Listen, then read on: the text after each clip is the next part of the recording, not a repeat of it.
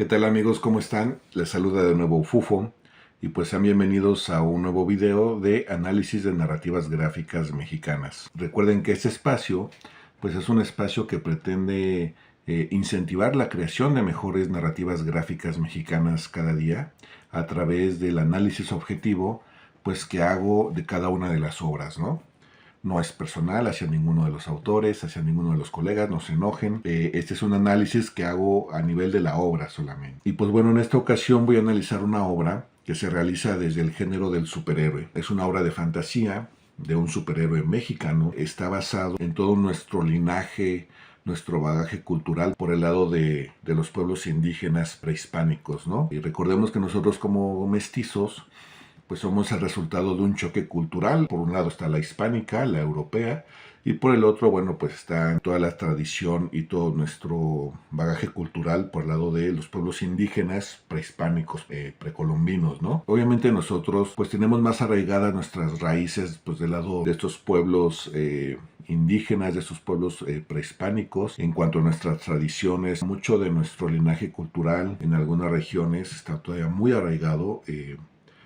Gran parte de esa riqueza cultural de estos pueblos prehispánicos, ¿no? Que de nuestros antepasados. Este superhéroe mexicano está basado pues en todas estas leyendas y mitos prehispánicos, aztecas sobre todo, ¿no? De toda esta cultura azteca, lo cual me parece muy interesante, ¿no? Yo sí celebro mucho cuando se toman como pretexto todo este bagaje cultural que nosotros tenemos muy rico, tanto en narrativas como en tradiciones, toda esta época de nuestros antepasados para generar narrativas o para generar otras propuestas creativas, etcétera.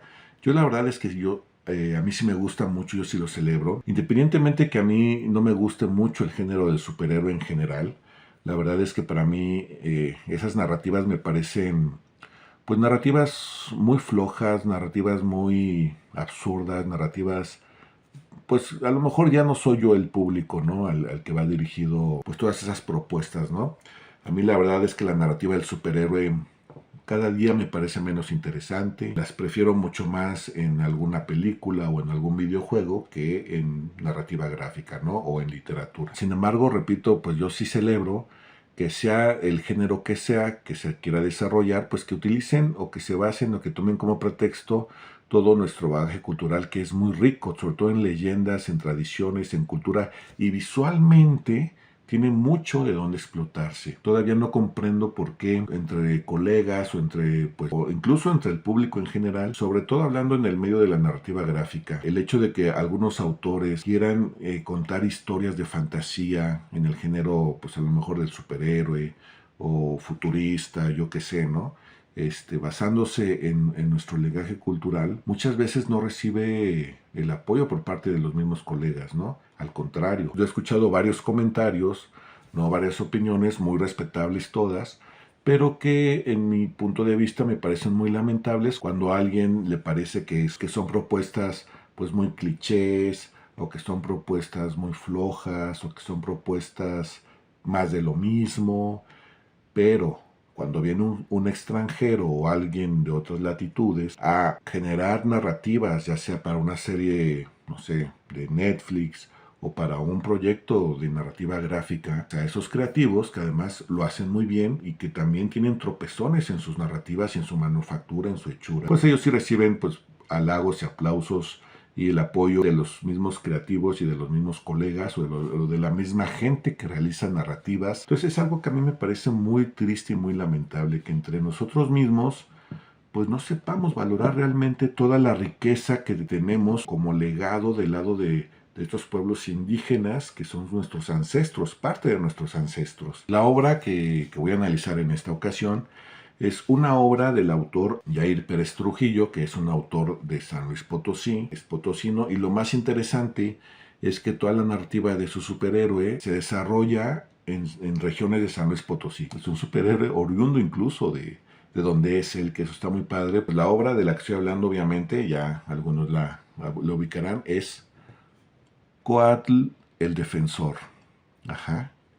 Coatl el Defensor es que este es un superhéroe mexicano, muy al estilo de los superhéroes de Estados Unidos, de Marvel y de DC. Es un niño en realidad que adquiere ciertos poderes que le otorga el gran dios Quetzalcóatl y que lo hace que se transforme en este gran personaje. A mí me parece uno de los grandes personajes de fantasía que se han desarrollado actualmente en la narrativa gráfica con un gran potencial comercial en otros medios. Antes de empezar el análisis, a mí sí me gustaría comentar algo que a mí me parece muy importante y muy valioso. La manera en cómo el autor ha llevado a su personaje, a su proyecto en general, su obra, a través de pues, muchos años, a través de mucho trabajo, esfuerzo, dedicación, constancia, de creer él mismo en lo que está haciendo, a mí me parece ejemplar y digno de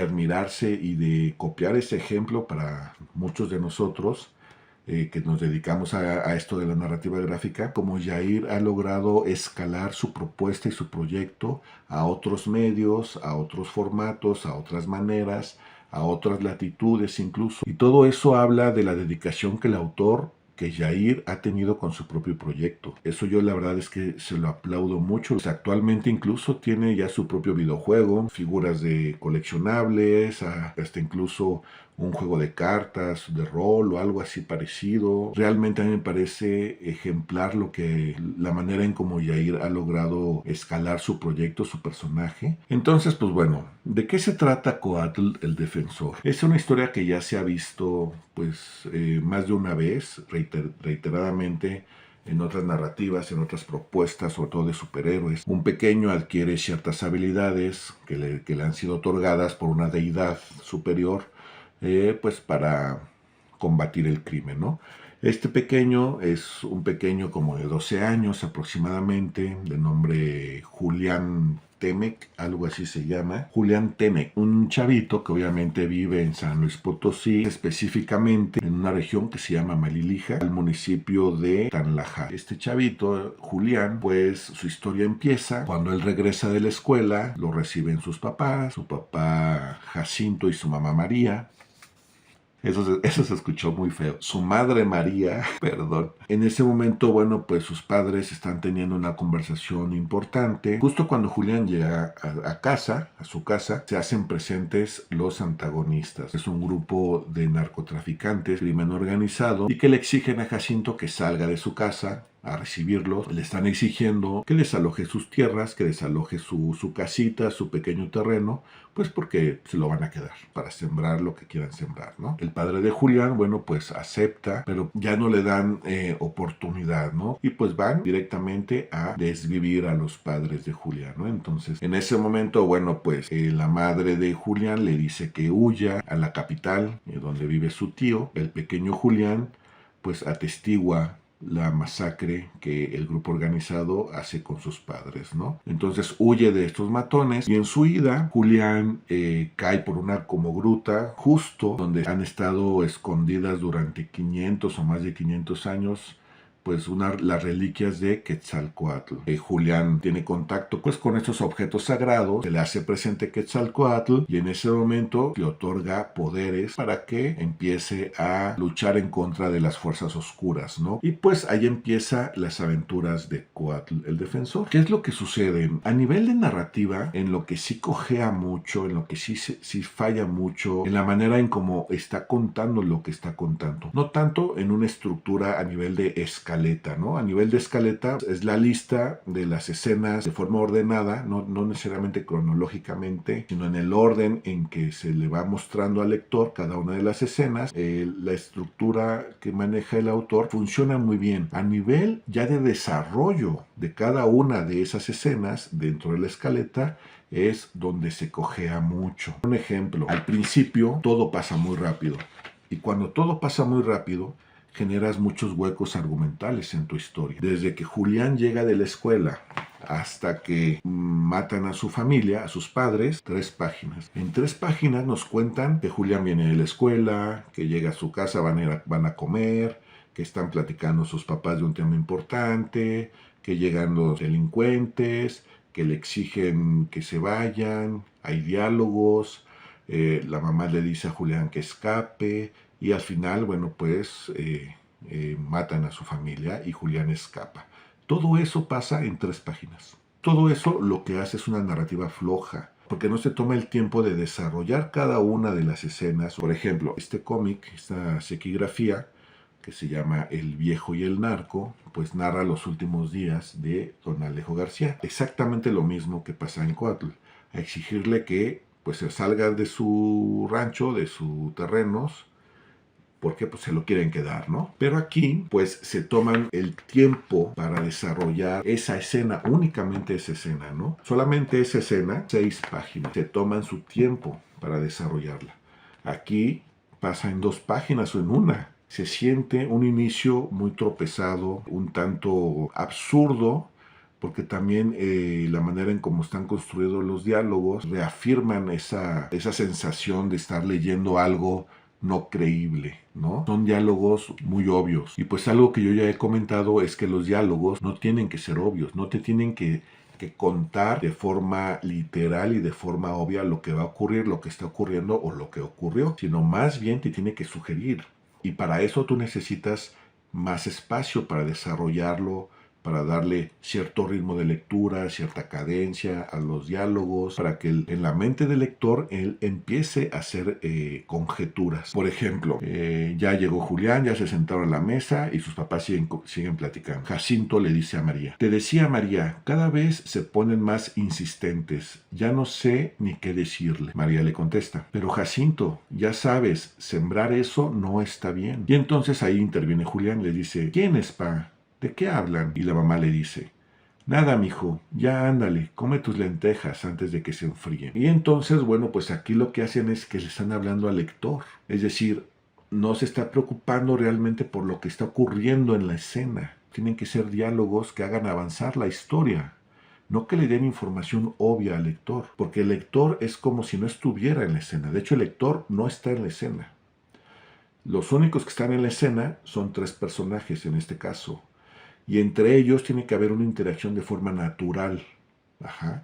Y si llega el hijo y no quieren que el hijo se entere del tema que están hablando, bueno, pues en ese momento dejas de hablar del tema. No, no, pero es que si no, ¿cómo va a saber el lector que van a venir unos narcotraficantes y que lo que quieren es sembrar? Pues idéatela. Tómate tu tiempo para desarrollar esa narrativa, esa escena, y entonces poco a poco el lector va a ir sacando conjeturas de tu narrativa. Y tu narrativa, además, te estás tomando el tiempo para desarrollarla, ¿no? Son diálogos que no están bien construidos en ese aspecto, donde ayuden a avanzar a la historia sin ser reiterativos y sin ser obvios, ¿no? En todo momento le están hablando al lector, le están dando información al lector, ¿no? Por ejemplo, cuando Julián cae a la caverna esta, la gruta, cae y piensa: ¡ouch! ¡Qué caída! ¿Y este lugar tan raro? ¿Una cueva mojada y oscura? ¿Por qué le están diciendo al lector que es una cueva mojada y oscura? Los lectores tenemos la capacidad para darnos cuenta que es una cueva mojada y oscura. Ahora, ¿es importante saber que es una cueva mojada y oscura? Hay mucha luz, creo que viene de allá. ¿Por qué le estás diciendo al lector que hay una luz que todavía no ve? Ahí falta saber desarrollar la escena, ¿no? A nivel de estructura general, a nivel de escaleta, el autor sabe contar muy bien en qué momento hacer un cambio de escena, en qué momento enganchar al lector, en qué momento hacer escenas de acción, etc. Eso lo maneja muy bien.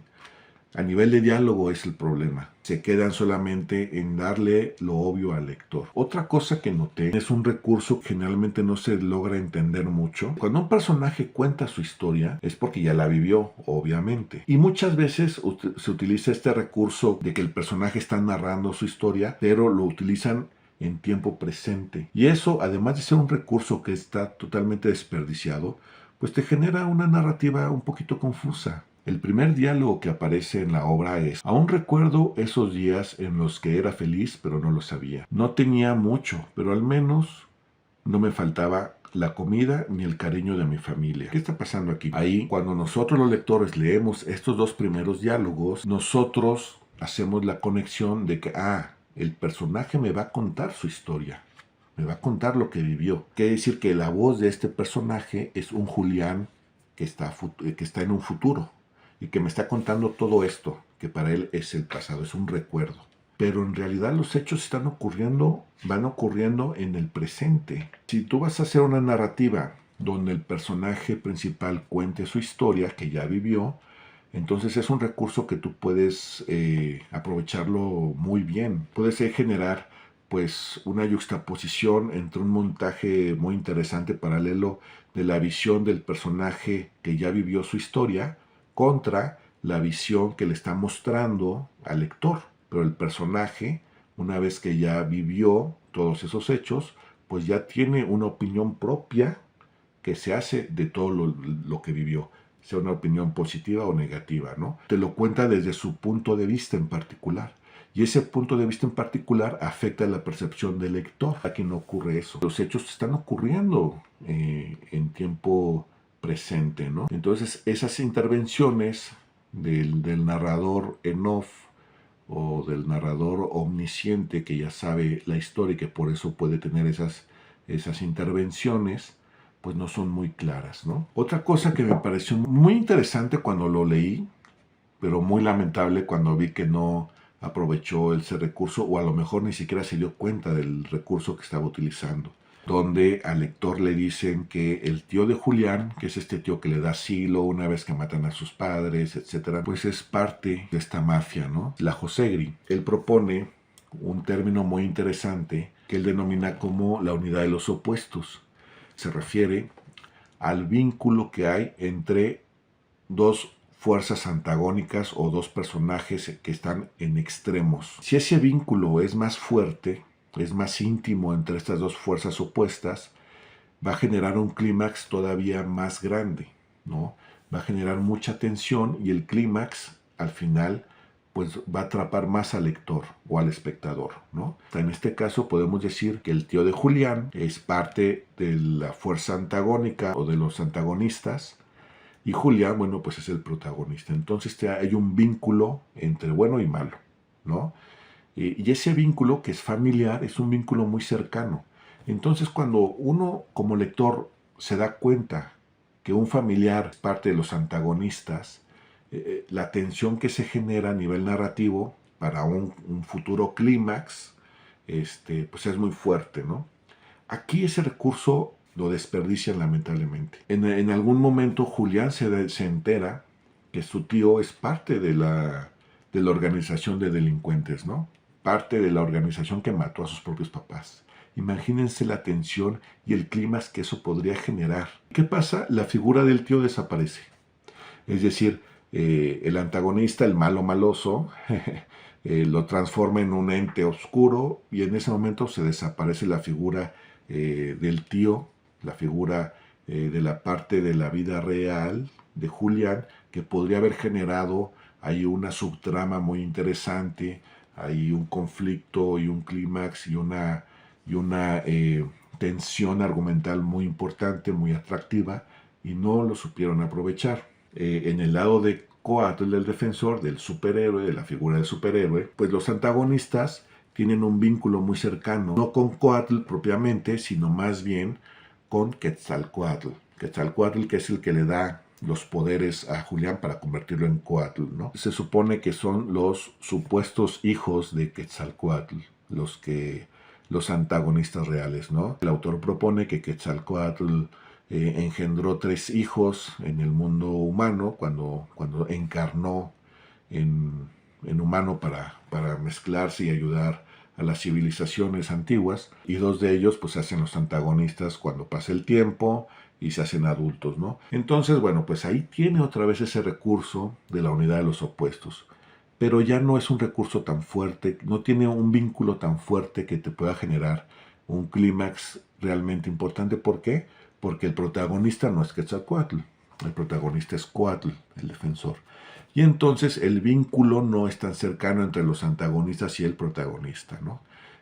Otra cosa que también la narrativa se contradice, por el hecho de que Julián, al presenciar la masacre de sus padres, que eso le debió haber generado un trauma. Aquí el autor lo que propone es que en el momento en que él tiene contacto con este objeto sagrado, que le perteneció a Quetzalcóatl y quitó toda la tristeza de su ser, ¿no? Pero cuando va transcurriendo la historia, vemos a Julián que extraña a sus papás, que le llora, cuando platica con su tío llora porque los extraña, cuando sale en el panteón llora porque los extraña, se siente culpable de que no los pudo ayudar, en todo momento se está recriminando él mismo de que pues no pudo ayudar a sus papás, este poder que lo sana de toda su tristeza y de todo el posible trauma que pudiera tener el niño. Nada más ocurrió esa vez. Julián, obviamente, de forma más creíble, extraña a sus papás, llora, se culpa.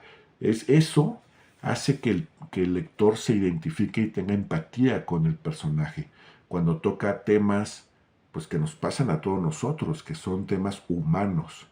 Aquí lo que sucede es que el autor decide alejar el panorama humano, todos los posibles conflictos que pudo haber provocado en el niño, en un niño, presenciar la masacre de sus papás, tener esta experiencia traumática, donde pudo haber desarrollado una narrativa muy interesante en ese sentido y muy empática con el público, decide alejarse de ese punto de vista y voltear únicamente a desarrollar el personaje mítico de fantasía que es Coatl el Defensor.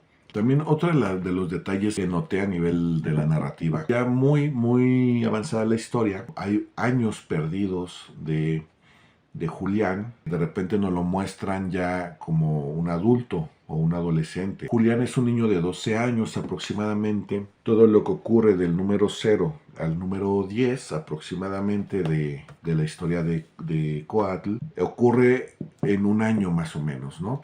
Después de eso hay un salto del tiempo de muchos años. Y entonces uno se pregunta, a ver, si en un año se enfrentó con dioses, se enfrentó con Huitzilopochtli, se enfrentó con estos seres oscuros, conoció a dos de sus, a estas dos heroínas que lo ayudan a vencer a todas a estas fuerzas oscuras, se enfrentó a los antagonistas. Es decir, ocurrieron muchas cosas en un año. De repente hay un salto en el tiempo hacia el futuro y ya nos muestran a Julián de adulto. O sea, ahí hay un hueco argumental muy importante porque cómo es posible que se pierdan en el limbo todo lo que ocurrió en los 2 años siguientes o los 8 años siguientes o los 10 años siguientes. No sé, o sea, lo que haya transcurrido. A lo mejor pues tenía la necesidad el autor de que su personaje ya creciera, ya fuera adulto, pues a lo mejor para alejarse de comparaciones con otros personajes, pues ya que son muy similares a Coatl, o no sé por qué quiso convertirlo en adulto a Julián demasiado rápido, ¿no? Eso pues provoca un hueco argumental ahí porque hay años perdidos donde se sugiere que no ocurre nada interesante, nada importante. Se le cae esta estructura a nivel de escaleta al autor, que además es un personaje que a mí me gusta mucho, o sea, dicho sea de paso, es un personaje que está muy padre, parece que está hecho como de Legos, porque se quita un dedo y lo convierte en una daga, se quita su mano y se la pone en el pecho y entonces es como una coraza, como un escudo para protegerse de las balas. El propio Coatl pues va evolucionando físicamente, ¿no? Me gusta mucho a nivel de un personaje de fantasía, a nivel de diseño. El autor tiene muy buenas ideas y bases en cuanto al diseño del personaje, tanto físicamente como en concepto. Un gran personaje de fantasía en el ramo de los superhéroes, de la narrativa del superhéroe, tiene un gran potencial comercial. Realmente Yair, en su faceta de artista gráfico, de diseñador de personajes, lo hace muy bien. Todos sus personajes míticos, sus personajes que están basados en estas figuras de los mitos prehispánicos, me gustan mucho. O sea, me gusta mucho el diseño que creó para Quetzalcóatl encarnado, me gusta mucho el diseño que creó para Huitzilopochtli, ¿no? Que se ve fantástico, se ve espectacular el diseño de Huitzilopochtli, se ve poderoso. El dios de la guerra que nunca nadie lo pudo vencer y que se dice que incluso en una noche mató a 400, algo así, dioses. Entonces, pues Huitzilopochtli, que fue como que el patrono de los aztecas, es el dios más poderoso de la mitología azteca, ¿no? Y Quetzalcóatl se puede decir que es el dios más popular, el que creó al hombre, el maíz y etcétera, ¿no? El diseño de Micté, de Ixchel, de todos esos personajes, me parecen diseños muy bonitos y muy bien logrados. Que ya nos vamos a pasar de una vez a nivel de la gráfica. Yair lo hace muy bien, tiene grandes bases en anatomía, escenarios, utiliza muy bien las proporciones. El trabajo que hace de sombreado también es muy notable. El hecho de que sea en blanco y negro, pues le otorga mucha fuerza visual. Ajá. Es muy atractivo a nivel de la vista. Se ve una evolución del autor. Ha evolucionado su trazo, ha evolucionado la propuesta gráfica, su mismo canon lo ha mejorado, las anatomías de sus personajes. Si comparamos el trabajo que hacía en los primeros números con los números ya más recientes o los últimos, se ve una evolución a nivel gráfico del autor, que eso habla, es un artista que se preocupa por mejorar siempre, que su producto también tenga una mejor propuesta, ¿no? Entonces, a nivel gráfico, es una propuesta muy interesante y está muy padre. Bueno, pues ahora vamos a pasar a la parte de la narrativa gráfica, de todos los recursos sequigráficos, como yo denomino a los recursos de narrativa gráfica, que se utilizan pues para desarrollar la narrativa, ¿no? Las diagramaciones de las viñetas, de la composición, la puesta a cuadro, etcétera. Ocurre algo muy similar a la parte de la gráfica, que es que al principio pues se pueden ver unas diagramaciones muy caóticas, muy poco claras, se pierde uno en el flujo de lectura, la colocación de los globos pues es confusa en muchas ocasiones. Pues al principio eran muy poco claras sus diagramaciones, ¿no? Como experimental y muy como ingenua todavía, ¿no? Sin embargo, conforme vas leyendo, uno se va dando cuenta que la diagramación va mejorando mucho.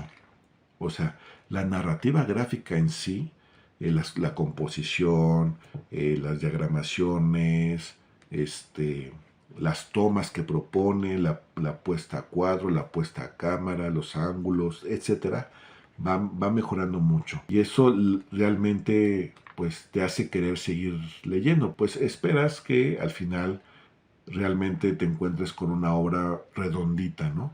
Que va en el camino, o sea, yo siento que va por ese camino. Mejora muchísimo con el paso de las lecturas, ¿no? De repente utiliza este tipo de composiciones, de diagramación, ¿no? Muy experimentales, pero que donde ya no se pierde el ojo, ya la lectura fluye.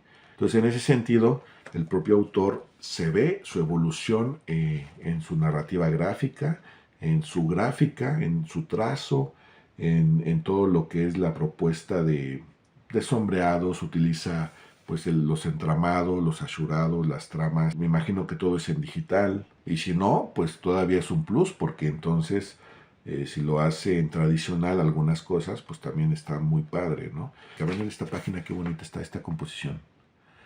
No sé si se alcance a ver bien.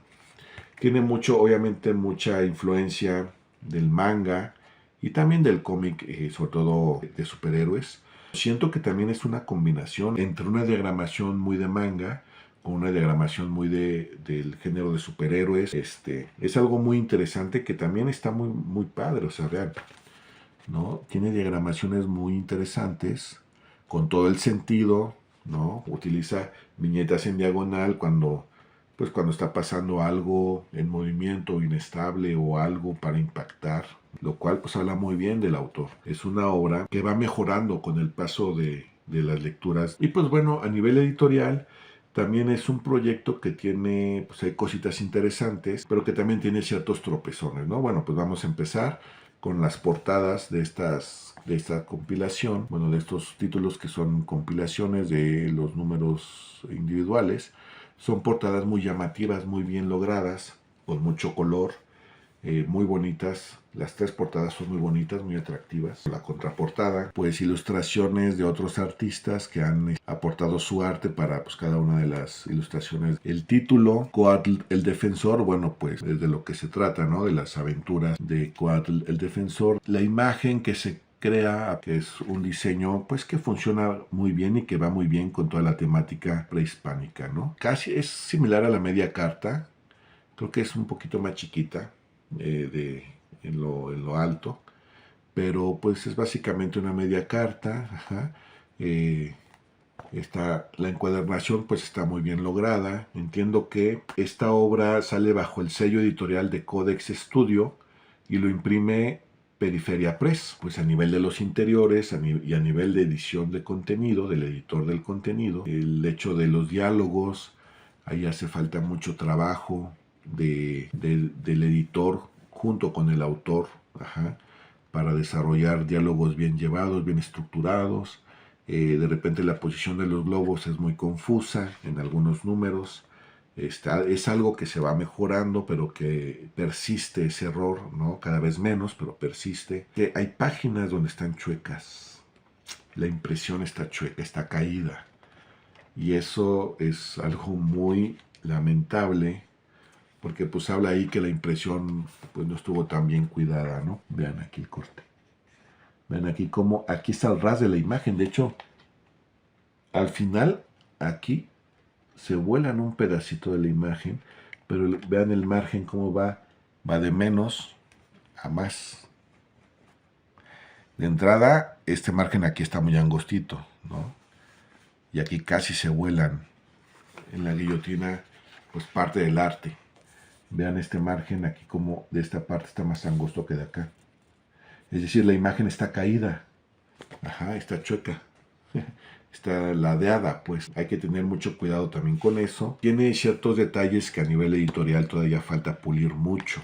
En general, bueno, pues es una buena propuesta, es una propuesta muy interesante. Pues tendrá sus tropezones importantes, huecos argumentales importantes, pero que a nivel de lo que ha creado Yair, del concepto que se ha creado, es un concepto que tiene mucho potencial. Bueno, también hay algo que a mí me gustó mucho, me pareció muy interesante. Sin embargo, no sé qué tanto aporte. Y es que Yair decidió hacer una reedición del número 1, reeditarlo, colorearlo, redibujó algunas viñetas y cambió algunos diálogos, ¿no? Reescribió algunos diálogos. Los cambios que hizo a nivel de diálogo mantienen la pobreza de la estructura de los diálogos. Pues si ya vas a hacer una reedición revisada, hubiera valido la pena que le pusieran más atención a los diálogos, a la manera en cómo se están estructurando los diálogos, lo que provocaría que pues la escena se desarrolle de mejor forma. Sigue siendo básicamente la misma estructura de diálogos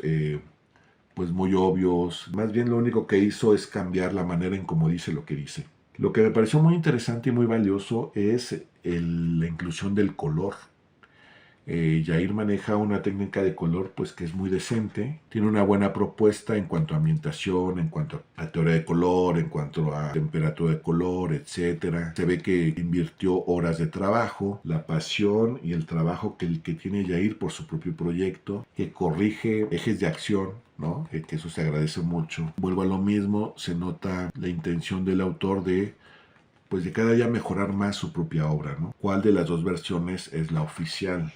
La canon. Pues entonces esta pasa a ser la oficial, ¿no? Aquí pues ya genera una pequeña confusión de cuál sería la versión oficial o canónica, si la original o la coloreada. Y pues me voy a seguir con el pretexto de esas dos versiones para hablar de la edición, la nueva edición que sacó de Comixado, que es una editorial nueva. Esta es su primer publicación que hacen, su debut como editorial. ¿Qué pasa con esta edición? Esta edición, no sé, es una edición realmente que aporta muy poco o casi nada a todo el trabajo que ya venía haciendo Yair. Pues que tiene más tropezones que aciertos. No entiendo realmente esta edición. No entiendo si es para coleccionistas, para un público nuevo, o para fans o gente que ya leímos la obra original, ¿no? ¿A qué me refiero? Bueno, pues sí, a nivel de portada, pues es una edición bonita, en gran formato, con portadas con un acabado metálico muy bonito, muy llamativo, con portadas, una ilustración también de primer nivel. Decidieron sacar portadas variantes, que hay 3 o 4 portadas diferentes, no sé, todas con un acabado similar a este. Vean, es como de metal. Aquí se ve mejor el acabado. Todo esto está muy atractivo, muy bonito. Entonces, a nivel de portada, yo cuando fui a comprar este número, o esta reedición, compré esta portada a propósito. Porque esta portada pues a nivel de editorial, de cuidado editorial o edición editorial, de trabajo editorial, de forma editorial, lamentablemente tiene un error ahí de impresión que sale obscura. Es decir, hay veces que las impresiones salen quemadas, ¿no? Que es el equivalente a la sobreexposición de una fotografía. Cuando le entra mucha luz, pues quema la fotografía, ¿no? En ilustración, cuando tú tienes una ilustración en digital y la mandas a imprimir, ya sea en offset o en digital también, y a lo mejor las máquinas no están bien calibradas, o al momento de hacer la placa, de quemar la placa, pues no se cuida ese proceso, entonces se quema. ¿A qué se refiere? Que los brillos y las luces o los blancos se comen detalles del arte. Y el arte original, a lo mejor tú dices, bueno, pero ¿por qué no apareció el personaje que estaba al fondo muy nítido si en el arte original sí está? Pues porque se quemó, porque la exposición al momento de hacer la placa pues fue mayor, o a lo mejor le faltó al arte trabajar más esa parte y que no la mandaran con tanto brillo, ¿no? Entonces, cuando una imagen está sobreexpuesta, es cuando los brillos y los blancos se comen parte del arte. Y aquí ocurre lo contrario. Esta imagen está subexpuesta. Es decir, los negros, los oscuros, las sombras, se comen parte del arte. Y la portada metálica no aporta nada a ese problema que tiene. Yo estoy seguro que este arte, el original, que me imagino ha de ser en lienzos, hacer una pintura, no tiene ese problema en cuanto a los colores, en cuanto a la exposición, a los niveles de exposición. Ajá. Y eso es un problema de impresión. La ilustración está espectacular, está muy bonita, ¿no? Esta es Micté. Otra cosa que no entiendo por qué tomaron esa decisión es que el logotipo se lo quitan. Es la imagen del proyecto del autor. O sea, entiendo que esta edición pues la tuvo que aceptar el autor, Yair.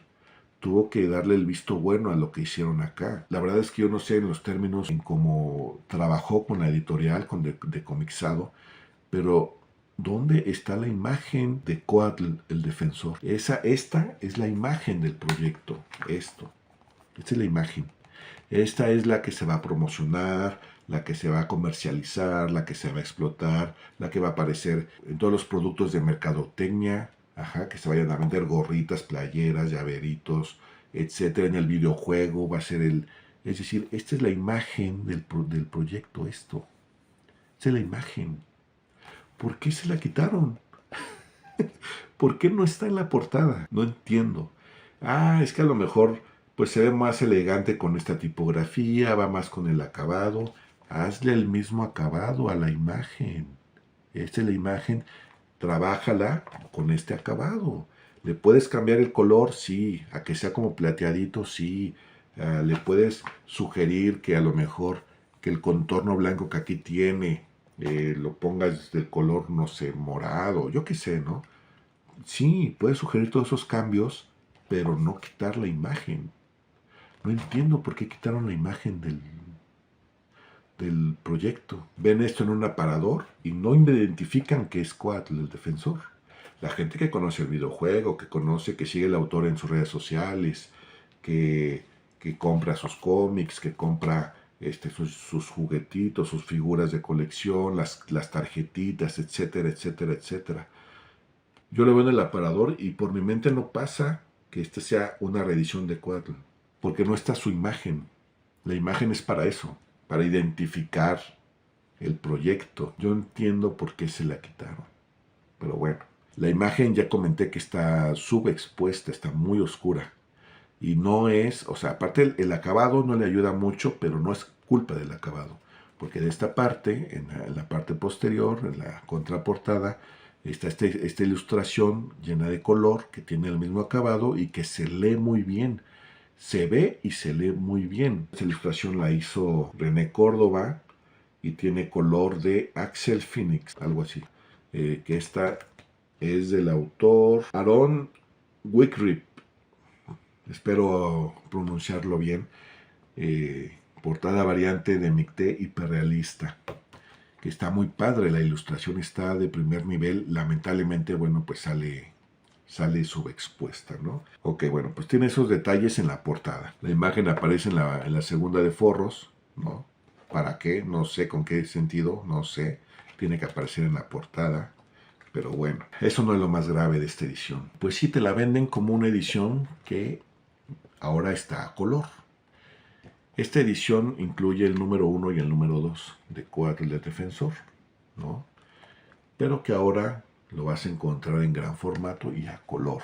¿Cuál es el problema de la técnica de color que manejan aquí? Es una técnica de color muy básica. Incluso en algunas viñetas se ve que pues lo hicieron de forma muy rápida, como que el tiempo ya se les venía encima y los trazos se ve que están no muy bien cuidados. Propuesta de color desangelada, realmente no propone nada a nivel visual, a nivel de teoría de color, de ambientación, de temperatura de color, de etcétera.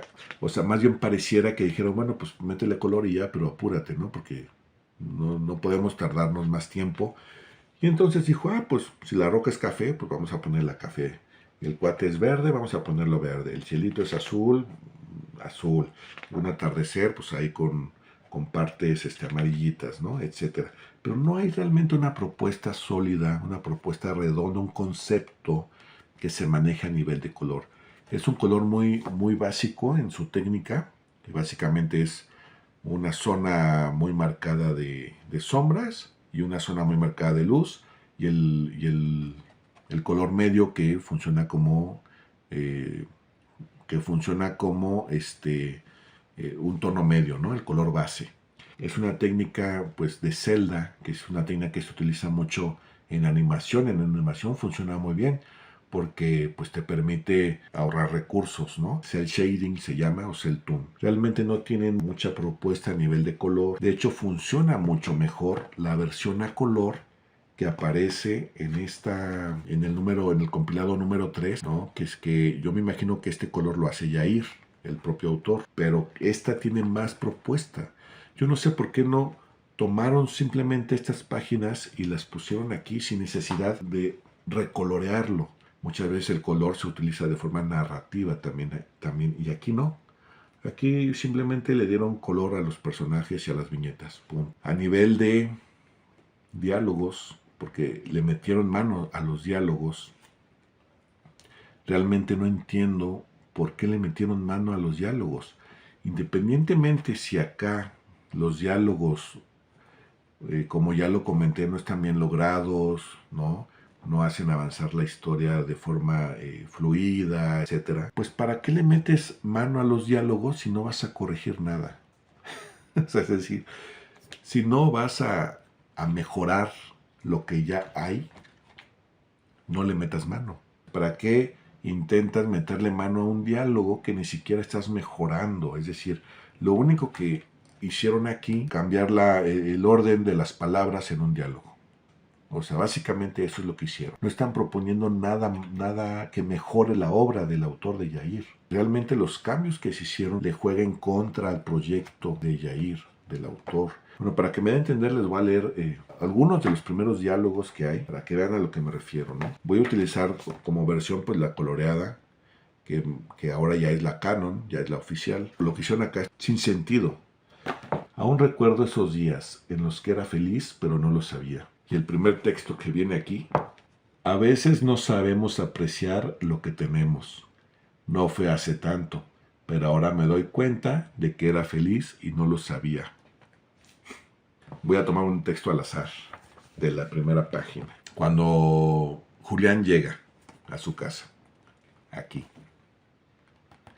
este texto dice: hola, ma, papá, ya llegué. Ok. Cuando Julián llega a su casa, aquí. Ma, papá, ya llegué. ¿Por qué le he quitado de Lola? No entiendo, o sea, no entiendo por qué hicieron eso con los diálogos. ¿Con qué necesidad? ¿Con qué intención? No se entiende, no está claro. Porque esto ocurre en toda la obra, está así. Esta reedición está así. Ya vámonos, compadre. Y le contesta: sí, mi buen, el JD ya debe estar impaciente por este. En esta nueva edición, vámonos, compadre. Sí, el JD ha de estar impaciente. No entiendo estas decisiones de esta editorial, pero hay algo todavía más grave que a mí me parece realmente, o sea, donde creo que hay una falta de profesionalismo muy marcada y le faltan al respeto no solamente a la obra del autor, aunque el autor haya aprobado esto. Se ve que no se dieron el cuidado, el tiempo realmente de leer todo lo que ya va de Coatl, de leerlo a nivel de guión y de empezar a proponer cosas y de empezar a reestructurar cosas para mejorar el proyecto. O sea, eso es muy evidente, porque hay una parte que es muy lamentable, que no solamente no respeta la obra o la visión del autor, sino que no respeta a los lectores, a los fans, y que incluso, pues, que trata de venderle algo novedoso al nuevo lector, ¿no? ¿A qué me refiero? Hay una parte muy lamentable, y voy a ser reiterativo en esa parte, muy lamentable, donde mutilan el diálogo de la obra original del autor. Ahora, pueden decir, bueno, el autor aprobó eso, ese cambio, pero entonces no está respetando a tu lector. ¿Dónde dejas al lector que ya compró, que ya desembolsó su dinero para comprar algo que tú hiciste primero y que ahora lo cambias y que pretendes revenderlo, ¿no? ¿A qué me refiero? La parte donde sale, cuando aparece Coatl, que es la primera vez que se le hace presente a los delincuentes, a los matones, en la versión original tiene un diálogo, tiene líneas de diálogos. Independientemente si es un diálogo que esté bien estructurado o no, o que le falte pulirse o no, el personaje en su versión original, en su primera aparición con los delincuentes, habla y dice cosas que para el autor eran importantes en ese momento. Y aquí se decidió mutilar ese diálogo. ¿Por qué? No sé. En realidad no se justifica. No se justifica que hayan hecho esto. Porque entonces, pues le estás diciendo a tu lector, a tu seguidor, a tu fan, que lo que leyó ya no cuenta. Ya lo cambié y entonces pues cómprate ahora la versión nueva, ¿no? Eso yo creo que fue decisión de la editorial de esto, o sea, de esta edición, más que del propio autor. Porque el propio autor, cuando sacó su reedición en este número, él respetó su propia visión de los diálogos, su propia visión de su personaje, pero él mismo se respeta a sí mismo, su visión. Y aquí no ocurre eso. No respetan la visión del autor, la visión original del autor. Coatl tiene unas líneas de diálogo. Su corazón se encuentra tan cegado y contaminado. Prepárense para mi juicio espiritual. Y le dan la réplica. Y aparte de embrujado, está requete loco. Y Coatl contesta, se presenta. Yo soy Coatl, y sus almas he venido a purgar. Y aquí no dice nada. Aquí se aparece Coatl y los únicos que hablan son ellos. Y dicen, ¿qué carajos? O sea, más bien, ¿qué carajos pasó aquí? ¿Qué carajos es esto? No. Mal. O sea, independientemente si el autor aprobó estas decisiones sugeridas muy probablemente por la editorial o no, pues tienes que pensar en tu público. No se debió haber hecho esto. Porque entonces ahora ya tienes 3 versiones. Y entonces estás diciendo que ahora este es el canon, esta es la oficial, o esta sigue siendo la oficial. ¿Cuál? Ahora, si quiero tener la oficial como seguidor del proyecto, del personaje, como fan o como nuevo lector, pues me tengo que comprar ahora a fuerzas esta nueva versión, a fuerza, para tener la historia oficial. No. Por eso, a esta edición no la entiendo. No tiene ni pies ni cabeza. Sí está muy bonita, sí se les va a vender, muy probablemente pues se les termine el tiraje, No es una cuestión de si va a ser exitosa en ventas o no. Yo estoy seguro que esto se va a vender, pero no es el propósito. Si no vas a mejorar algo que ya está hecho, no le metas mano. Saca tu edición con portadas bonitas, con portadas variantes, pero respeta el contenido. No le metas mano al color si no lo vas a mejorar.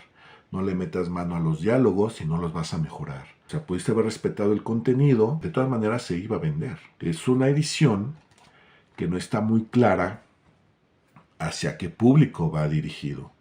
¿Va dirigido al coleccionista? Sí, porque hay portadas variantes donde pues, los coleccionistas van a querer adquirir más de una portada, ¿no? Ok. ¿Es para los fans? Si es para los fans, porque haces cambios sustanciales en el contenido que ya el fan conoce. Si es para un público nuevo, porque entregas una calidad de color para competir en un mercado nuevo donde te vas a enfrentar muy probablemente con propuestas más trabajadas en ese aspecto. Si es para un público nuevo, porque en la portada aparece un personaje que no aparece en el interior. No que es una portada variante. Pues sí, es una portada variante. El lector nuevo va a esperar que este personaje aparezca, ¿no? Ah, no, es que esto es para los coleccionistas. Entonces, no hay realmente un propósito de ser de esta edición, porque realmente no aporta nada a todo lo que ya el autor ha venido trabajando de su obra, de su marca, de su personaje, de su franquicia, etc. Además, hablando de costos, esta edición es una edición cara de 280 pesos. Que cuesta 150, donde trae 5 números, los primeros 5 números. Aquí nada más vienen 2 y una pequeña historia de 4 paginitas extra, nueva. Pero aquí viene más contenido de historia, de arte. Yo la que recomiendo es esta. Esta yo sí recomiendo que la adquieran, ¿no? ¿Por qué? Porque aquí la historia ya va muy avanzada, ya es más contenido, hay más arte, etcétera. Con sus tropezones, con sus aciertos. Es una obra que el autor ha ido mejorando, se ve que va mejorando poco a poco en su desarrollo, pero yo realmente espero que en el tomo 2 se respeten la visión y la obra del autor. Repito, si no vas a mejorar lo que ya está, no le metas mano. Simplemente agarra lo que ya está y ponle una portada bonita, hazlo con un formato llamativo y ya. Espero que la editorial ya no le meta mano, ya no mutile diálogos. Si no los va a mejorar, no le muevan, porque lo único que hacen es empeorar. Esto empeora el trabajo que ya hizo Yair, ¿no? Que sí tiene cosas para mejorar, sí, pero aquí no lo hicieron. Aquí faltó una buena asesoría realmente hacia el autor, realmente de gente pues que entiende el trabajo narrativo, el trabajo de adaptación, el trabajo de color, el trabajo de bla, bla, bla, bla, bla.